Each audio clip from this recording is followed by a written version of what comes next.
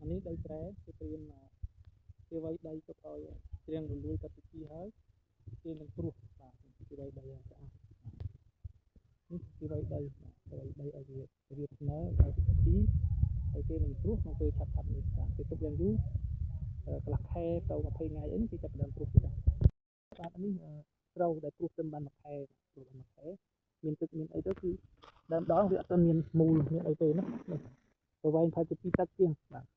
ត្រូវដែលត្រឹមព្រោះបាន1ខែមានទឹកមានអីចឹងទៅបាទនេះស្រូវយើងបាទស្រូវនេះគឺវាអត់ទាន់ថើមទេបាទស្រូវកំពុងធ្វើខ្លួនបាទកំពុងល្អមែនទេបាទស្រូវនេះល្អណាស់ស្រូវនេះបាទទឹកចាំធ្វើខ្លួនហើយតិចទៀតវាផើមកាន់តែល្អបាទឥឡូវយើងមើលស្រូវផើមស្មាតនេះស្រូវកាលណាវាទឹកពីធ្វើខ្លួនហើយវាមានផើមនេះចេញតោមគេមកដើមវានឹងមូលនេះបាទនេះស្រូវផើមបាទផើមហើយសង្ឃឹមថាស្រូវសូម៉ាលីក៏ដូចជាស្រូវផ្សេងទៀតឆ្នាំនេះមានទីផ្សារល្អផងចុះបាទនេះគួរវិញមែនទេបាទនេះបាទសង្ឃឹមថាបានទីផ្សារល្អបាទនេះស្រូវយើង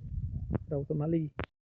ត្រឹមជាកសិករបាទមើលស្រែស្រូវបាទល្អមែនទេបាទស្រូវសូម៉ាលីនៅខាងភូមិព្រៃបាទល្អណាស់បាទខាងនោះគឺជាការដំឡូងបាទខាងនេះគឺស្រូវបាទអញ្ចឹងពុកម៉ែបងប្អូនសង្ឃឹមថាស្រូវឆ្នាំនេះគឺបានផលល្អហើយតម្លៃសមរម្យបាទអញ្ចឹង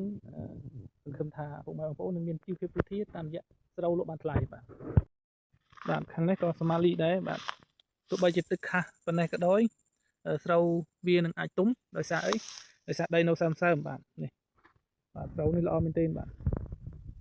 គួរគេវែងស្រូវនេះស្រូវសូម៉ាលីបាទចិត្តនេះហើយនេះចាស់ផ្ដើហើយខាងនេះគឺនេះក្តាមបាទនេះក្តាមបាទទឹកខាស់ដល់ក្តាមមួយបាទស្រូវនេះគឺល្អណាស់បាទស្រូវគេទេណាអត់មានស្រូវខ្ញុំទេបាទនេះគឺរូបភាពស្រូវយើងស្រូវពេលដែលទុំហើយគឺកាត់ស្កល់ច្រូតហើយច្រៀងវាគឺជួល្អណាស់ដោយសារយើងច្រូតនឹងម៉ាស៊ីនបាទកាក់ស្កល់សម័យថ្មីគឺគេប្រើតែកម្លាំងគ្រឿងចាក់ប្រើកម្លាំងមនុស្សដូចសម័យមុនទេច្រូតហើយគឺដាក់ចូលក្រហុងលក់បានតែម្ដងបាទ